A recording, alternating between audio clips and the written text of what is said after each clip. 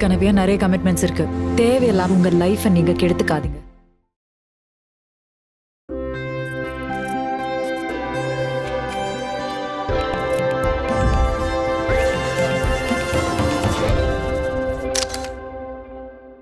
வணக்கம், நான் உங்கள் ராகவ்குமார். இது தீபிகா அதிர்வில் மீண்டும் ஒரு விமர்சனத்தில் உங்களை சந்திப்பதில் மகிழ்ச்சி.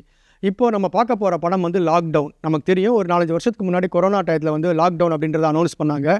மிகப்பெரிய அளவில் சமீப காலத்தில் நம்ம இந்தியா, ஒட்டுமொத்த இந்தியாவும் பட்ட கஷ்டம் அது. ஏன்னா லாக்டவுன்றது ஒரு நோய்க்காக அந்த லாக்டவுன் போட்டிருந்தா கூட பணம் இல்லாமல் நிறைய பேர் கஷ்டப்பட்டாங்க. பணம் சரியான மருத்துவ வசதி இல்லாமல் நிறைய பேர் வந்து கஷ்டப்பட்டாங்க. அதை பேஸ் பண்ணி இல்லை, அப்போ நடந்த ஒரு விஷயத்தை வந்து கற்பனையாவோ இல்லை உண்மையாவோ ஏதோ ஒன்று எடுத்துகிட்டு படம் ஒன்று தந்திருக்காரு லாக்டவுன் அப்படின்றது. யார் பண்ணியிருக்காங்க அப்படின்னு பார்த்தீங்கன்னா ஏஆர் ஜீவா இந்த படம் வந்து டைரக்ட் பண்ணியிருக்காரு. நம்ம லைக்கா ப்ரொடக்ஷன் இந்த படத்தை வந்து தயாரிச்சிருக்காங்க.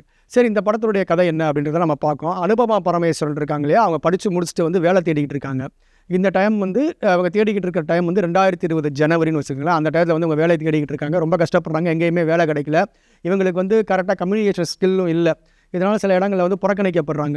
அப்படி இருக்கிறப்போ இவங்களுடைய பழைய ஃப்ரெண்டுகிட்ட ஒருத்தர் ஃபோன் பண்ணி, எனக்கு கொஞ்சம் குடும்பத்தில் ரொம்ப நெருக்கடியாக இருக்குது, எனக்கு ஏதாவது பண கஷ்டம் இருக்குது, எனக்கு கொஞ்சம் வேலை ஒன்று வாங்கி கொடு அப்படின்னு கேட்குறாங்க. அவங்க என்ன பண்ணுறாங்க, அந்த தோழி வந்து ஒரு இரவு நேர பார்ட்டிக்கு வந்து கூட்டிகிட்டு போகிறாங்க. அங்கே வந்து என்ன சொல்கிறாங்க, நீ பார்ட்டிக்கு தானே வந்திருக்க, அதனால் வந்து உனக்கு வேலையெல்லாம் தரோம், அதெல்லாம் ஒன்றும் பிரச்சனை இல்லை அப்படின்னு சொல்லிட்டு இந்த தோழி என்ன பண்ணுறாங்க, கொஞ்சம் ட்ரிங்க்ஸ் வந்து குடிக்கிறதுக்கு வந்து கம்பல் பண்ணுறாங்க. அவங்களும் வந்து குடிச்சிடுறாங்க. குடித்ததுக்கப்புறம் அவங்க சந்தோஷமாக இருக்காங்க, கும்மாலம் அடிக்கிறாங்க, எல்லாம் பண்ணுறாங்க. அதுக்கப்புறம் வீட்டுக்கு போயிடுறாங்க. அப்புறம் சில நாட்கள் கழித்து பிப்ரவரி மாதம், ஒரு 1.5 மாதம் ஆகுது, பிப்ரவரி மார்ச்சில் வந்து இவங்க வந்து திடீர்னு பார்த்தா ஒரு நாள் வந்து இவங்களுக்கு வந்து உடலில் சில மாற்றங்கள் ஏற்படுது. அப்போ வந்து டாக்டர்கிட்ட போய் செக் பண்ணுறாங்க. செக் பண்ணி பார்த்தா இவங்க வந்து கன்சீவாக இருக்கிறதா தெரிய வருது. அப்போ வந்து அவங்களுக்கு ரொம்ப ஷாக்கு. எப்படி நம்ம கன்சீவ் ஆனோம், நமக்கு தான் எந்த ஒரு பாய் ஃப்ரெண்டும் இல்லை, ஒன்றும் இல்லை, கரெக்டாக தானே இருக்கும், நம்ம எப்படி கன்சீவ் ஆனோம் அவங்க வந்து யோசிக்கிறாங்க. அப்போ வந்து அவங்களுக்கு புரியுது, நம்ம வந்து அந்த பார்ட்டிக்கு போன 1 மாதத்துக்கு முன்னாடி 1.5 மாதத்துக்கு முன்னாடி போன பார்ட்டிக்கு போனோம். அங்கே வந்து பார்ட்டியில் வந்து நம்ம ட்ரிங்க்ஸ் சாப்பிட்டோம். அந்த நேரத்தில் நம்மளை யாரையோ வந்து பாலியல் துன்புறுத்தல் பண்ணியிருக்காங்க. அது மூலமாக தான் இது நடந்திருக்கு அப்படிங்கிறத நமக்கு வந்து புரிய வைக்கிறாங்க. நமக்கு வந்து சொல்கிறாங்க. அந்த மாதிரி நமக்கு அது கம்யூனிகேட் ஆகுது. அதுக்கப்புறம் என்ன ஆகுது அப்படின்னு பார்த்தீங்கன்னா, இப்போ இந்த கர்ப்பத்தை கலைக்கணும் அப்படின்னா டாக்டர்கிட்ட போய் கேட்குறாங்க. அந்த டாக்டர் என்ன பண்ணுறாரு, இல்லை முடியாது, இது வந்து பேரண்ட்ஸோட வந்து சம்மதம் பண்ணால் தான் இந்த கர்ப்பத்தை வந்து நான் கலைப்பேன் அப்படிங்கிறாங்க. இன்பிட்வீன் டைம் வந்து அவங்க என்ன பண்ணாங்க, அவங்க போய் ஒரு மாத்திரை தேடுறாங்க. அதாவது வந்து கர்ப்பத்தை வந்து மாத்திரை மூலமாக கரைக்கலாம் அப்படிங்கிறத போய் தேடுறாங்க. அவரும் வந்து மாத்திரையும் சரிப்பட்டு வராதுன்னு சொல்லிட்டு ஒரு டாக்டரை ரெஃபர் பண்ணி போகிறாங்க. டாக்டர் என்ன பண்ணுறாரு, 50,000 கொடுங்க அப்படின்னு கேட்குறாரு. இவங்களால் ஒரு 30,000 புரட்டி கொடுத்துட்றாங்க. கொடுத்துட்டு என்ன பண்ணுறாங்க, மறுநாள் வந்து நான் ரிமைனிங் 20,000 கொண்டு வர்றேன்னு சொல்லிட்டு போகிற டயத்தில் வந்து கொரோனா லாக்டவுன் வந்து ஆரம்பிச்சிருது.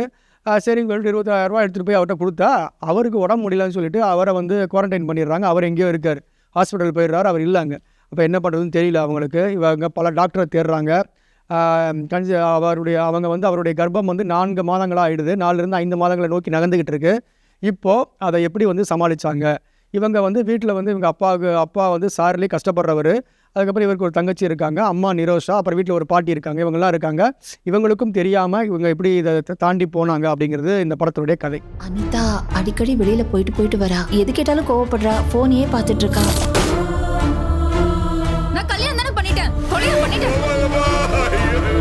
படம் ஆரம்பிச்சிருந்து விறுவிறுப்பாக தான் போகுது. விறுவிறுப்பு எந்த குறைச்சலும் இல்லை.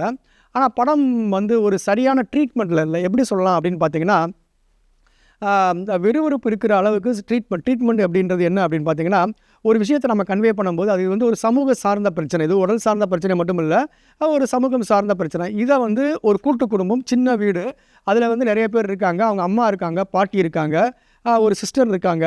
ஒரு பெண்ணினுடைய உடலில் வந்து நடக்கக்கூடிய மாற்றத்தை அவங்களுடைய அம்மாவால் கண்டுபிடிக்க முடியும். வீட்டில் வயசான பாட்டி இருக்காங்க, அவங்களையும் ஒரு ஆளாக கண்டுபிடிக்க முடியும். ஆனால் இவங்க எல்லாரையும் இவங்க ஏமாற்றி வெளியில் போய் ஒரு அபார்ஷன் பண்ண ட்ரை பண்ணுறாங்க அப்படிங்கிற அந்த விஷயம் வந்து சரியாக நமக்கு வந்து கன்வே ஆகலை. அது வந்து எப்படி இவர் வந்து டைரக்டர் வந்து புரிஞ்சுக்கிட்டாரு அப்படிங்கிற ஒரு விஷயம் வந்து தெரியல. அதுக்கப்புறம் பார்த்தீங்கன்னா இன்னொரு ஒரு விஷயம், இந்த அபார்ஷன் பண்ணுறதுக்கு வந்து 1 லட்ச ரூபா பணம் வாங்கிட்டு அபார்ஷன் பண்ணுறதுக்கு 5 மாத கருவை கலக்கிறேன்னு ஒரு டாக்டர் சொல்கிறார். அதெல்லாம் பாசிபிலிட்டியா, சயின்டிஃபிக்கலாக அது முடியுமா அப்படிங்கிறதும் தெரியல. சொல்லக்கூடிய டாக்டர் வந்து ஒரு ஆணாக இருக்கார். இன்றைக்கி வந்து விஞ்ஞானம் எவ்வளவோ வளர்ந்துருச்சு, நிறைய லேடிஸ் வந்து படிச்சிட்டாங்க, நிறைய டிஜிஓ இருக்காங்க. இன்றைக்கி வந்து ஒரு ஆண் வந்து இந்த கர்ப்பமான விஷயத்தையோ இல்லை அபார்ஷனோ வந்து பெண்களுக்கு பண்ணுறாங்களா அப்படிங்கிறது நமக்கு தெரியல. இதெல்லாம் எப்படி வந்து உண்மையான விஷயமா அப்படிங்கிறது நமக்கு சரியாக தெரியல. படம் ஆரம்பித்து விறுவிறுப்பாக போகுது. ஆனால் முடிவில் கிளைமேக்ஸ் வந்து பெருசாக வந்து ஒரு ட்விஸ்ட்டோ அதோ ஒன்றுமே இல்லை. அந்த படத்தில் முடிக்கும்போது ரொம்ப சாதாரணமாக முடியுது. அது மூலமாக என்ன கம்யூனிகேட் பண்ணுறாரு அப்படிங்கிறது தெரியல. ஏன்னா வந்து பெண்கள் வந்து சந்தோஷமாகவோ பார்ட்டியோ ஜாலியாக இருந்தால் இந்த மாதிரி இவங்களுக்கு ஒரு தண்டனைன்னு சொல்ல வர்றாரா எப்படின்றது நமக்கு சரியாக கன்வே ஆகலை. அப்புறம் அவர் வந்து ரொம்ப முக்கியமான விஷயம், நம்ம மருத்துவர்கள் மேலே நிறையா நமக்கு ஒரு மாற்று கருத்து உண்டு தான். மருத்துவம்ன்றது இன்றைக்கி வந்து ஒரு பணம் சார்ந்த விஷயமாக மாறிடுச்சு அப்படிங்கிறது நமக்கு என்றைக்குமே வந்து ஒரு ஒரு ஒரு மாற்று கருத்து இல்லை. அது இந்தியாவில் அந்த மாதிரி நடந்துக்கிட்டு தான் இருக்குது. ஆனாலும் இந்த கொரோனா காலகட்டத்தில் அந்த 2 வருஷங்கள் மருத்துவர்கள் நிறையவே வேலை பார்த்துருக்காங்க. அதை நம்ம குறைச்சி அந்த நேரத்தில் அவங்கள நம்ம குறைச்சி மதிப்பிடக்கூடாது. அதுவும் குறிப்பாக அரசு மருத்துவர்கள் வந்து லீவே போட முடியல.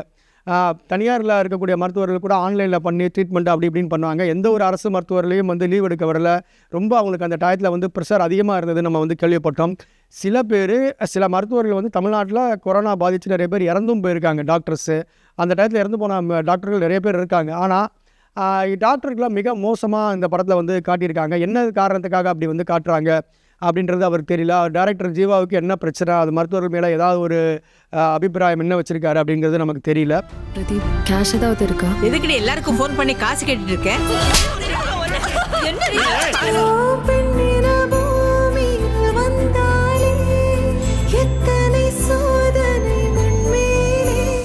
இந்த டயத்தில் கொரோனா டயத்தில் வந்து மருத்துவர்களுடைய பங்களிப்பு வந்து ரொம்ப முக்கியமானது. இன்றைக்கி நம்ம இவ்வளோ தூரம் வந்து இன்னைக்கு ஓரளவு தமிழ்நாடு கொரோனாவை வந்து கிராஸ் பண்ணி மேலே வந்துட்டோம். தமிழ்நாடு மட்டும் இல்லை, ஒட்டுமொத்தம் இந்தியாவும் தாண்டி அடுத்த கட்ட நோக்கி வளர்ந்துட்டோம். அப்படின்னா நம்ம அந்த நேரத்தில் கவர்மெண்ட் டாக்டர்ஸ் வந்து ஹாஸ்பிட்டலில் வேலை பார்த்தது தான் ரொம்ப முக்கியமான காரணம். தனியார் கூட சொல்ல முடியாது, கவர்மெண்ட் டாக்டர்ஸ் அவங்க வந்து லீவ் எடுக்காமல் வேலை பார்த்தது தான் ரொம்ப ஒரு முக்கியமான காரணம். ஸோ நாம் வந்து அதெல்லாம் வந்து கொஞ்சம் இந்த நேரத்தை கன்சிடர் பண்ணியிருக்கலாம். ஸோ இது வந்து ஒரு லாக்டவுன் டயத்தில் வெளியில் போக முடியாத நேரத்தில் ஒரு பெண்ணு கர்ப்பமாயிட்டா என்ன அப்படிங்கிற ஒன்லைன் கேட்குறதுக்கு நல்லா இருக்குது. ஆனால் அதை சுற்றி இருக்கக்கூடிய எந்த ஒரு விஷயமும் வந்து சரியாக இல்லை. நான் எப்படி சொல்கிறேன்னா, அந்த குடும்பம் சொல்கிறாங்க இல்லையா, குடும்பம் நல்ல பாசக்கார குடும்பமாக இருக்குது. அந்த பெண்ணை ஏன் புரிஞ்சிக்கல, அவங்க அம்மா ஏன் புரிஞ்சிக்கல, அதுங்க ஒரு கேள்வி இருக்குது. அப்புறம் கர்ப்பளித்த யார் வந்து அந்த மாதிரியான ஒரு விஷயத்தில் ஈடுபட்டா அப்படிங்கிற தேடலுக்கான அந்த ஒரு விஷயமும் அங்கே நடக்கலை.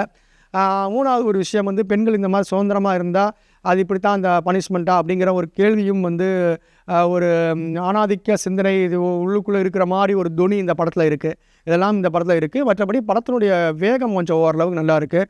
படத்தில் ரகுநந்தன் வந்து பின்னணி இசை நல்லா பண்ணியிருக்காரு. கேமராவுக்கும் எடிட்டிங்கும் வந்து சிறப்பாகவே அமைஞ்சிருக்குன்னு சொல்லலாம். நிறைய கேள்விகளை நமக்கு முன்வைக்கக்கூடிய ஒரு படமாக இந்த லாக்டவுன் வந்திருக்கு. நன்றி, வணக்கம். மீண்டும் அடுத்த ஒரு விமர்சனத்தில் உங்களை சந்திக்கிறேன். உங்களிடமிருந்து விடைபெறுவது ராகவ் குமார், தீபிகா அதிர்வுகளுக்காக. நன்றி, வணக்கம்.